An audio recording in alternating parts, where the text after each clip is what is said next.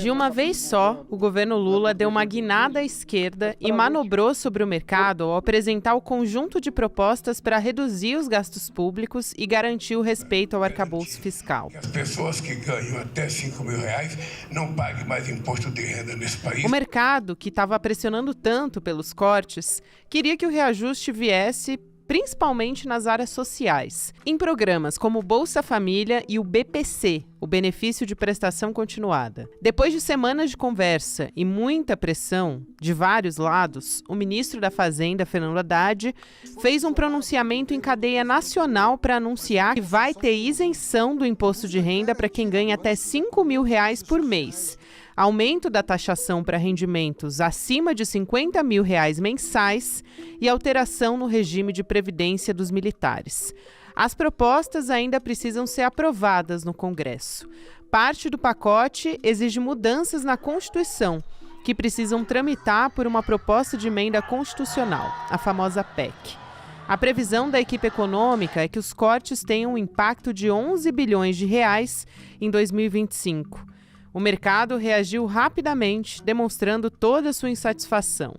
Antes mesmo do pronunciamento do Haddad, o dólar subiu, alcançando o valor mais elevado desde a cotação da série histórica. Segunda-feira, 2 de dezembro de 2024.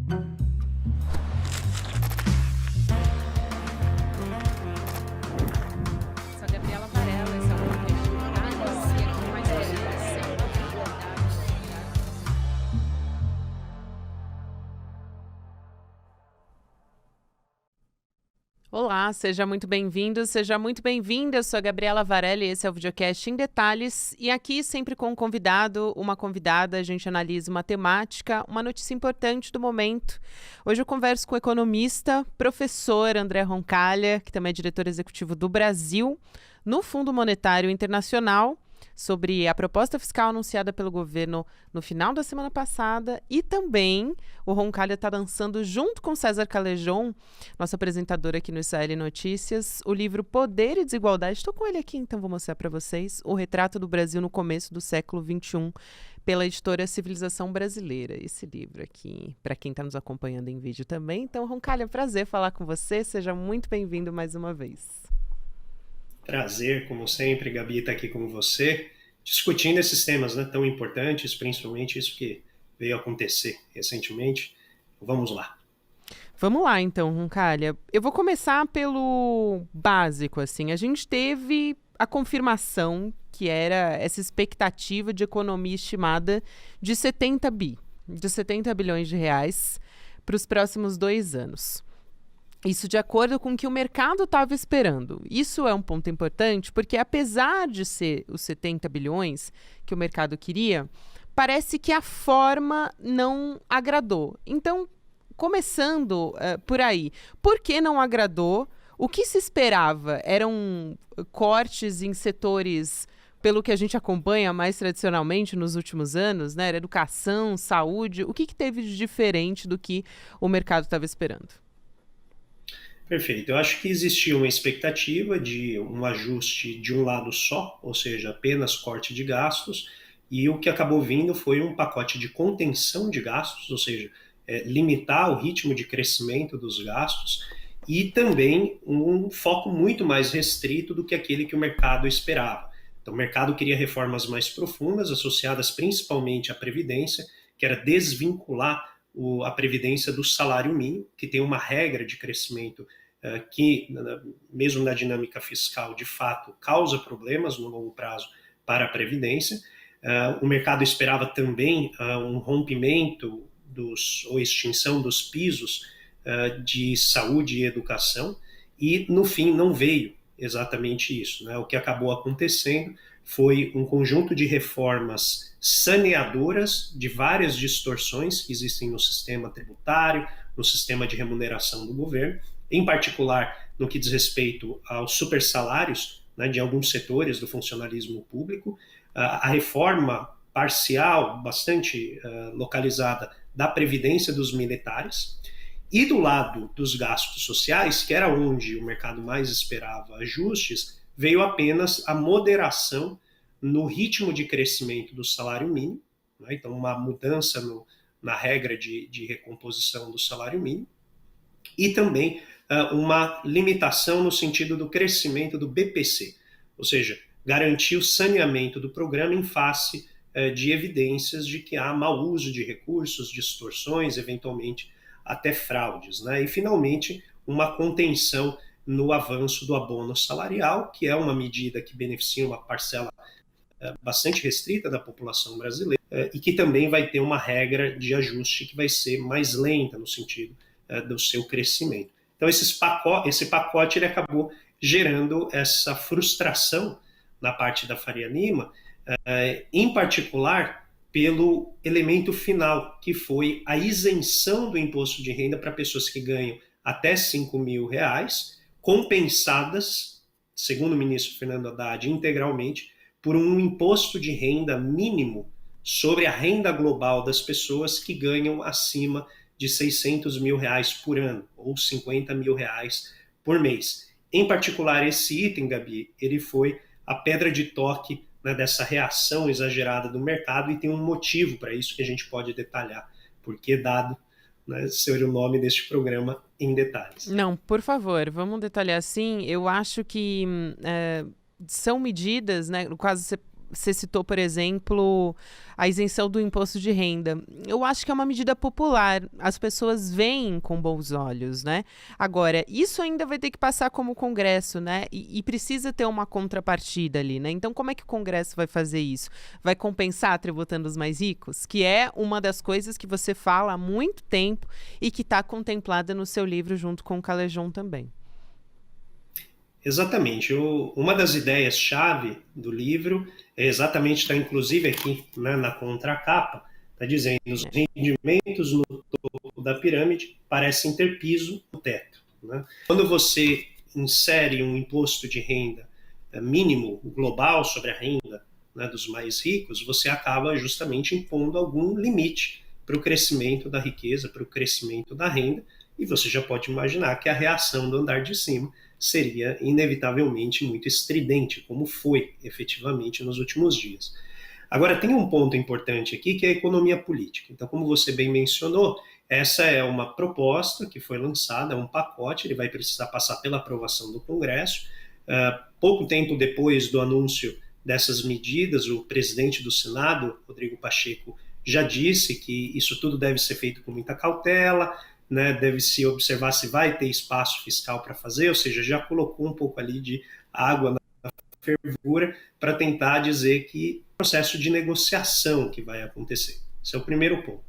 O segundo ponto tem a ver com um elemento chave, que é a renda das pessoas que ganham acima de 600 mil, Gabi, hoje, ela é, grande parte dela, sem tributação, ela é isenta de tributação, porque justamente uma fonte dominante da renda dessas pessoas vem de ativos financeiros que pagam ou pouco tributo ou não pagam nenhum tributo. Então, o governo está fazendo um esforço de identificar, por exemplo, médicos, profissionais liberais, né, economistas, advogados, que criam empresas exclusivamente para não pagar imposto de renda, porque aí o lucro não é tributado, né? Então, em vez da pessoa física prestar um serviço, ela cria uma empresa, coloca num regime de tributação especial, que paga alíquotas muito baixas de imposto de renda, só que aí distribui o lucro. E quando distribui o lucro, esse lucro na pessoa física não é tributado. Então o governo está tentando dificultar o que a gente chama de planejamento tributário, que é exatamente essa tentativa de converter renda do trabalho em renda do capital para ela não ser tributada. E aí a reação, evidentemente, foi muito grande. E o motivo é muito simples do ponto de vista do mercado financeiro. Se você comprou ações de uma empresa e você teve dividendos recebidos de uma empresa que você comprou ações no mercado acionário, os dividendos até agora não são tributados, Gabi. Só que como esse renda mínimo vai incidir sobre a renda agregada da pessoa, então esse dividendo vai passar a ser tributado, ainda que indiretamente. Como que vai funcionar? Vamos imaginar que uma pessoa ganhou R$1 milhão no ano. Pela regra, ela deveria pagar 10% no mínimo sobre esse R$1 milhão que ela ganhou. Agora, por conta de vários descontos, né, tem os descontos de saúde, educação, Chega lá, parece que ela pagou apenas 60 mil reais. Pela regra, ela vai ter que desembolsar mais 40 mil para poder atingir esses 10% de 1 milhão, que seriam 100 mil, para poder cumprir a regra do novo, né, imposto. Né? Na verdade, nem é um novo imposto, é um imposto de renda, só que agora incidindo sobre essa renda global no topo. E, evidentemente, né, no mercado financeiro isso causa uma dor de cabeça imensa, porque agora qual que é a tributação efetiva que os ativos vão sofrer se eles vão ser tributados na renda? Então você gera uma incerteza e a incerteza provoca essa volatilidade, né, no mercado. Eu acho que um aspecto importante também que é tratado ali pelo Fernando Haddad, né, quando ele faz a coletiva de imprensa, é dizer que a reforma administrativa deveria começar pelos supersalários. Então, a gente tem isso fora da média, né, do brasileiro, quando a gente fala de juízes, por exemplo. E o teto ali, né, seria dentro do teto remuneratório nacional, vamos dizer assim, né? Isso vale para todas as esferas, segundo a proposta. Vocês falam também isso no Poder e Desigualdade muito bem, né? Sobre como a questão dos supersalários, enfim, contribui para uma disparidade socioeconômica muito fundamental e que é basicamente uma característica aqui do Brasil. Então, acho que valeria a pena a gente entrar nesse aspecto. E um outro ponto que eu também acho chave, porque você traz ali várias propostas dentro do livro. Então, quais são os pontos, talvez, desse primeiro pacote fiscal que foi apresentado, né? Como você disse, ainda está engatinhando, vamos dizer assim. O que falta, né? Quais são os pontos importantes que faltam para a gente chegar numa distorção, né? A resolver as distorções que a gente tem?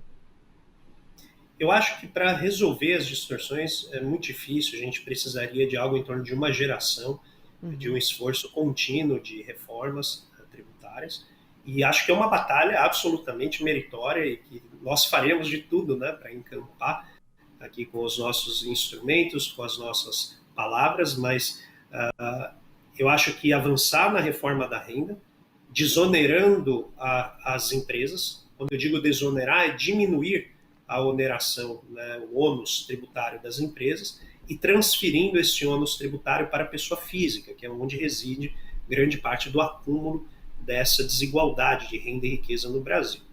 Isso permitiria melhorar a capacidade das empresas de investir, de gerar empregos, concentraria mais recursos na empresa, em vez de distribuir rapidamente isso para a pessoa física, que no livro a gente chama de extrativismo corporativo, que é essa prática de transformar qualquer empresa numa vaca leiteira de dividendos. Né? Então, em vez de você deixar a empresa crescer, ganhar força, ganhar mercado, inovar, investir em tecnologia, todo trimestre, né, você vai lá e suga um pouquinho de dividendo, que é lucro distribuído, em vez de redistribuir isso. Então, essa reforma da tributação da renda teria esse propósito, além de colocar um teto para a riqueza e um teto para a renda no andar de cima. E é por isso que a reação sempre é muito intensa, mas esse é um pouco o espírito do tempo. Até agora, a gente não sabe como vai ser a influência do governo Trump, né, que é fortemente refratário, oposto a esse tipo de mas ainda hoje esse é a maneira como a gente está olhando para uma agenda progressiva. Além disso, tributar lucros e dividendos na pessoa física, avançar numa capacidade de financiamento da nossa Previdência que diminua as distorções. Então você mencionou aqui a reforma administrativa, que é muitas vezes vista pelo mercado, que normalmente tem essa visão contabilista, não é só de fechar conta, como sendo um instrumento para poupar recurso, que é uma visão completamente equivocada de reforma administrativa. Porque uma reforma administrativa, ela busca ampliar a capacidade produtiva, a eficiência do Estado para entregar os serviços que a população precisa. Isso pode ser feito com mais ou menos funcionários. Não existe nada na teoria que diga que uma reforma administrativa necessariamente tenha que diminuir a quantidade de funcionários. Aliás, do ponto de vista quantitativo, o serviço público brasileiro está muito atrás de vários países no que diz respeito ao número de servidores públicos per capita. Então, a gente, em tese, precisaria, né, investir muito mais em concursos, abrir muito mais vagas para áreas como saúde, educação, monitoramento, né, das nossas florestas, toda a parte de fiscalização.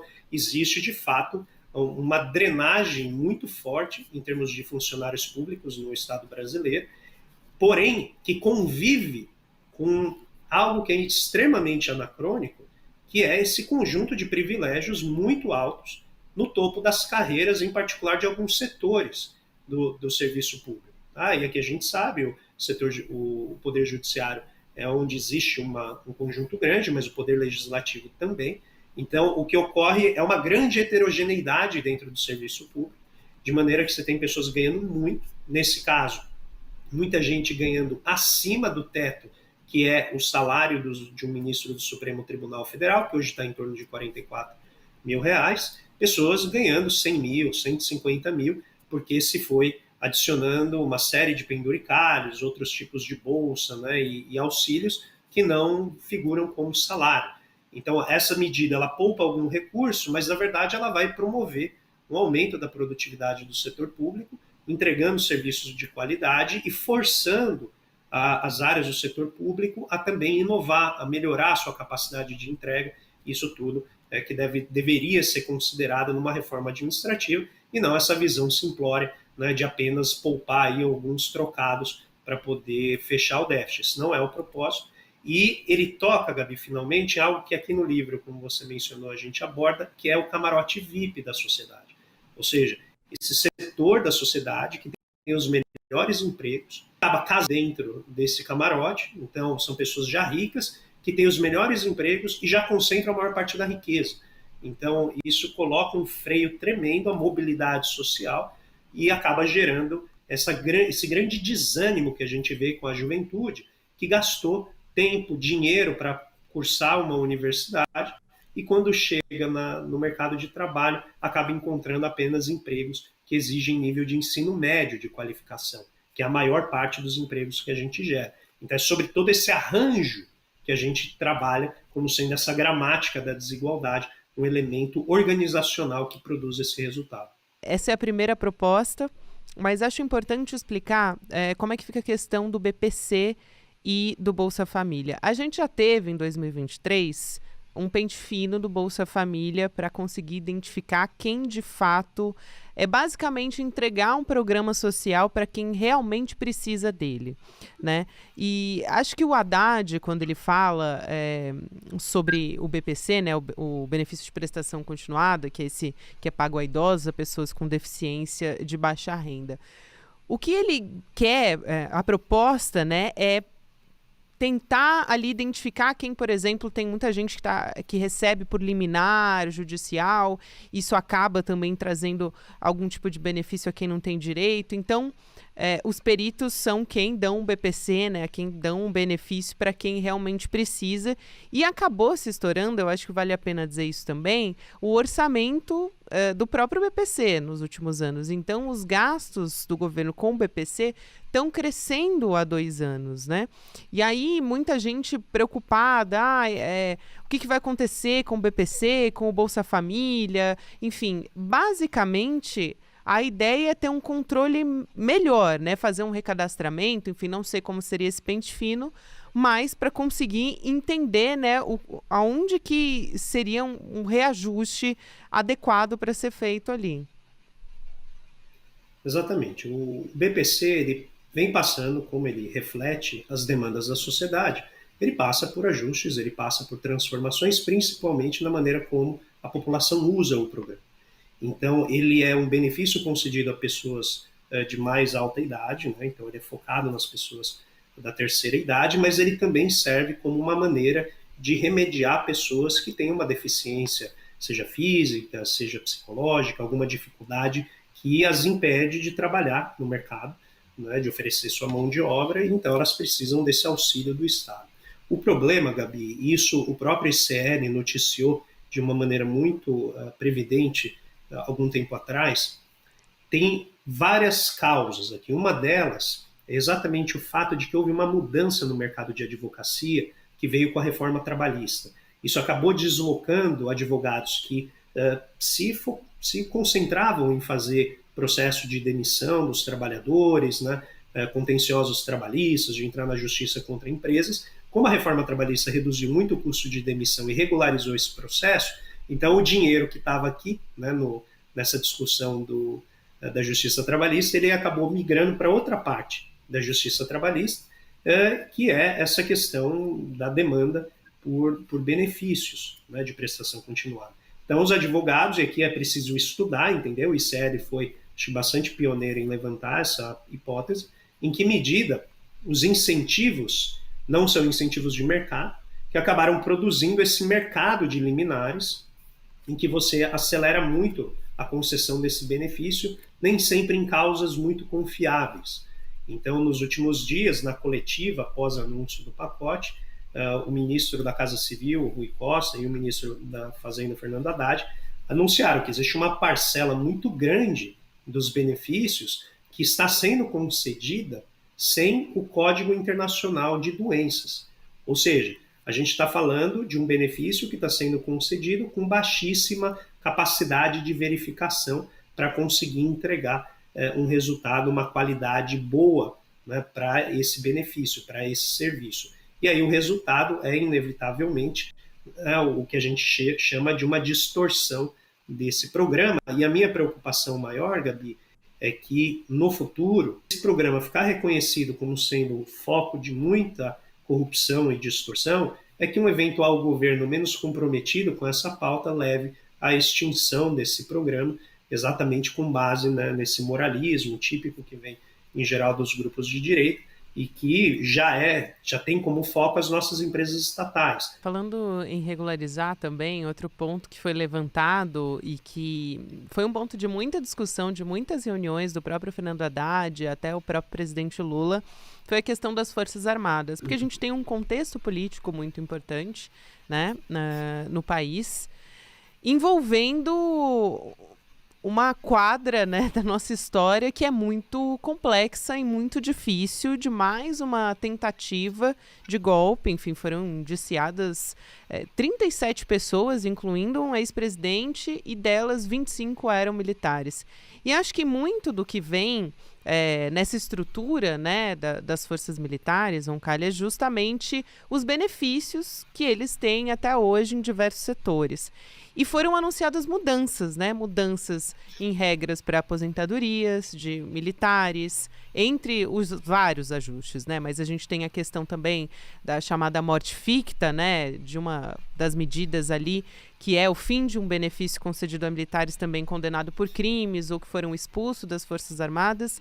Eu queria te ouvir um pouco a respeito disso, sobre como já faz tanto tempo que a gente ouvia falar a respeito disso, né? De algumas medidas que precisavam ser tomadas ou que precisavam ser colocadas em pauta, mas que de nenhuma forma ninguém queria mexer nesse vespeiro. Exatamente. Eu acho que no caso das Forças Armadas é importante a gente ter em mente que grande parte do orçamento é gasto com pessoal nas Forças Armadas. Só que elas são uma dimensão estratégica do nosso Estado, primeiro porque lida com defesa e segundo porque é altamente propensa ao desenvolvimento de tecnologias. Então o fato de a gente gastar grande parte, a gente está falando aí algo em torno de 8 em cada 10 reais que a gente gasta com defesa, tá, vão para o pessoal. Pode ser até um pouco maior que isso.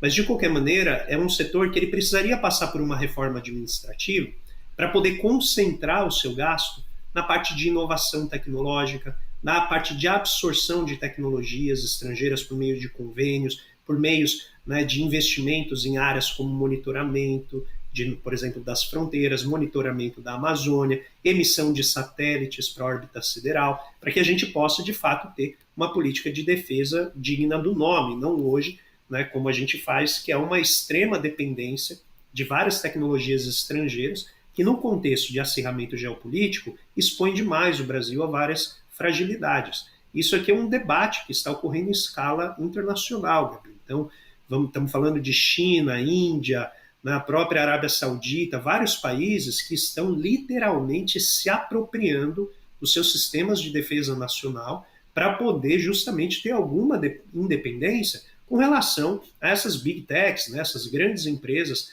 que fazem um tráfico muito intenso de dados e que pode expor fragilidades profundas dos países. Então, essa reforma nas Forças Armadas, eu convidaria aqui os nossos ouvintes, a nossa audiência, a pesquisar um pouquinho mais para ver que não é um tipo de gasto de luxo. Não se trata de remunerar ou recompensar militares que eventualmente participaram de tramas golpistas, como está ficando cada vez mais nítido. Mas se trata de redefinir os incentivos dessa carreira. Primeiro, para que não haja, né, essa oportunidade de pessoas hiper bem remuneradas, com condições de aposentadoria muito privilegiadas com relação ao restante da população, e que acabam muitas vezes usando o seu poder contra as instituições de direito democrático do nosso país, como a gente está vendo. Esse é o primeiro ponto. O segundo ponto é melhorar a estrutura de contratação do Exército. Saíram reportagens recentemente mostrando que as Forças Armadas gastam cerca de 800 milhões de reais por ano recontratando oficiais que já se aposentaram. Então olha que fantástico, Gabi. Você se aposenta, ganha o dinheiro do Estado e é recontratado pelo mesmo Estado para ganhar um adicional. Ou seja, existe um conjunto de distorções muito grande aqui que precisa ser, né, endereçada, precisa ser corrigida, e eu acho que esse é um primeiro passo. Eu concordo, é um passo ainda modesto, é um passo tímido, mas eu acho que, como dizem os advogados, abre a porta para esse tema, e uma vez que abre a porta, a gente pode ir ganhando terreno gradativamente. Daí a importância de defender a democracia, defender, né, o Estado democrático de direito, para que as Forças Armadas cumpram o seu papel, que é de proteger as nossas fronteiras, que é de proteger o país, e não de, vez por outra, periodicamente, querer se tornar o guardião da nossa Constituição, que não é, de fato, o seu papel. Concalho, eu quero muito agradecer a sua presença aqui. Olha, de fato, é muito difícil a gente ter uma conversa aqui, porque é tão profunda, né?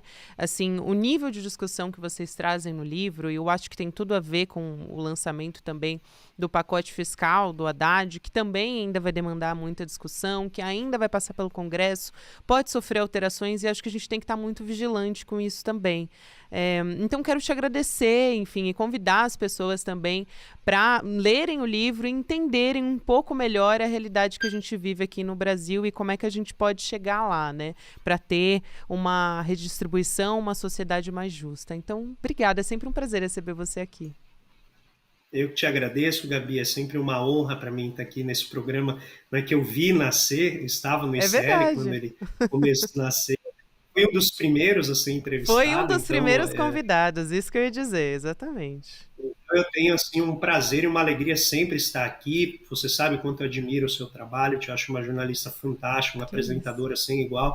Então, para mim, é realmente uma alegria e reforço, né, sua lembrança para as pessoas, né, irem ler O Poder e Desigualdade, com o espírito aberto, com o peito aberto, que a gente tenta fazer aqui é uma primeira aproximação sobre essa estrutura de poder e como ela afeta os nossos resultados na sociedade, para que a gente não tenha um contingente grande de pessoas se esforçando tremendamente e conseguindo muito pouco, né, desse esforço no final das contas. A nossa ideia é compartilhar a prosperidade de uma maneira que todos possam viver bem. Esse é um convite a essa primeira reflexão. Muito obrigado, Gabi. Um grande abraço para você, um grande abraço para todo mundo que nos acompanha. É um convite que vale muito a pena. Obrigada, querida. Até uma próxima. Nesse minutinho final, quero lembrar você que a gente teve o lançamento dessa semana da nossa pós-graduação, na semana passada, finalzinho da semana passada, na verdade, a primeira pós-graduação do ICL, que foi em parceria com a FESP de São Paulo, o curso Repensando o Brasil, Sociedade, Política e História. Vai ser um curso, só para te lembrar, 100% online, que você pode estudar de qualquer lugar do Brasil, com um certificado de conclusão reconhecido pelo MEC, e vão ser 8 disciplinas no campo das ciências sociais, filosofia, história e política. Vão ter professores, já adianto para você, como Gessé Souza, o nosso Gessé, Muniz Sodré, Marilena Chauí, Renato Janine Ribeiro, Ladislau Dolbor e o Lindener Pareto, nosso Lindener também, nosso coordenador de cursos aqui no ICL. A gente também vai trazer condições melhores, né, condições diferenciadas para você que se matricular junto com a gente. Quem já é membro do ICL, investidor mestre ou empreendedor mestre, já tem essas condições especiais garantidas e você pode garantir também. O último dia para isso, essa segunda-feira. Então, você se inscreve, né? Acesse em detalhesicl.com.br, confere os detalhes, faz a sua matrícula, porque vale muito a pena. Obrigada a você que me acompanhou até aqui. Você fica com o Mercado Investimentos agora. Uma excelente semana para você. Até amanhã. O ICL vai lançar uma pós-graduação com os melhores professores e professoras do país, por um valor quase que simbólico e cheio de vantagens para quem já é membro do ICL? Fato ou fake? Pois é, difícil de acreditar, mas é fato. E é mais do que isso ainda. É em parceria com a FESP, uma das maiores escolas do país, onde estudaram Darcy Ribeiro, Sérgio Buarque de Holanda, Florestan Fernandes. É isso mesmo, pós, reconhecida pelo MEC. É o próximo passo da revolução do ICL. Participe do novo passo da revolução.